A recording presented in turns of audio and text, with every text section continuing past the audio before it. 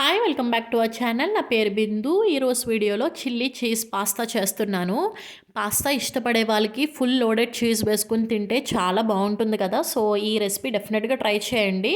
Process అనేది ఇప్పుడు చూపిస్తున్నాను. పాస్తా బాయిల్ చేసుకోవడం కోసం గిన్నెలో వాటర్ వేసుకుని ఒక 2 టేబుల్ స్పూన్ ఆయిల్ అండ్ కావాల్సినంత సాల్ట్ యాడ్ చేసుకుని ఒక 2 కప్స్ స్ప్రింగ్ పాస్తా అనేది నేను వేసుకుంటున్నాను.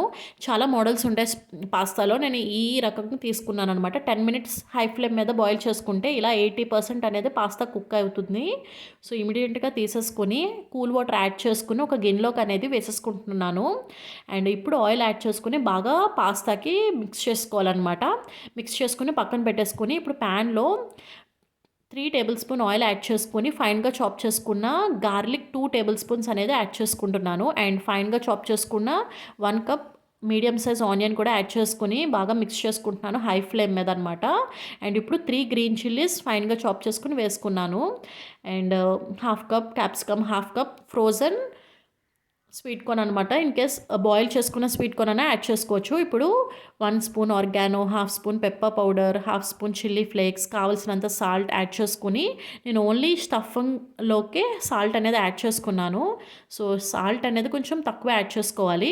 అండ్ అది కూడా పక్కన పెట్టేసి అండ్ మళ్ళీ నెక్స్ట్ ప్యాన్లో 2 టేబుల్ స్పూన్ బటర్కి 2 టేబుల్ స్పూన్ మైదా అనేది యాడ్ చేసుకుని సిమ్లో నేను ఈ విధంగా చేస్తున్నాను అనమాట. మొత్తం మైదా అంతా కూడా బటర్లో ఇలా మిక్స్ అయిపోయి ఈ విధంగా వచ్చిన తర్వాత 1 కప్ మిల్క్ అనేది యాడ్ చేసుకుంటున్నాను దీంట్లోకే సిమ్లో పెట్టుకుని. సో ఇది లమ్స్ లేకుండా ప్యూర్గా కన్సిస్టెన్సీ ప్యూర్గా అయిపోవాలి. ఇన్ కేస్ ఇది అవ్వడం కష్టం అనుకుంటే పప్పు గుత్తు ఉంటుంది కదా, దాంతో అన్నా సరే మనం చేసేసుకోవచ్చు. అండ్ చేసుకున్నాక ఒక 5 మినిట్స్కి కన్సిస్టెన్సీ అవుతుంది. సో మనం పక్కన పెట్టుకున్న వెజ్జెస్ స్టఫ్ కూడా ఇందులోకి వేసుకుని మిక్స్ చేసేసుకున్నాను. అండ్ తర్వాత మన పాస్తా కూడా దీంట్లోకి వేసేసుకున్నాను అనమాట. ఒకసారి ఇలా మిక్స్ చేసుకున్నాక ఇప్పుడు దీంట్లోకి మనం మోజరెల్లా చీజ్ అనేది యాడ్ చేస్తాము. ఇదే అనమాట, ఇది హైలైట్ ఇక్కడ ఈ రెసిపీకి.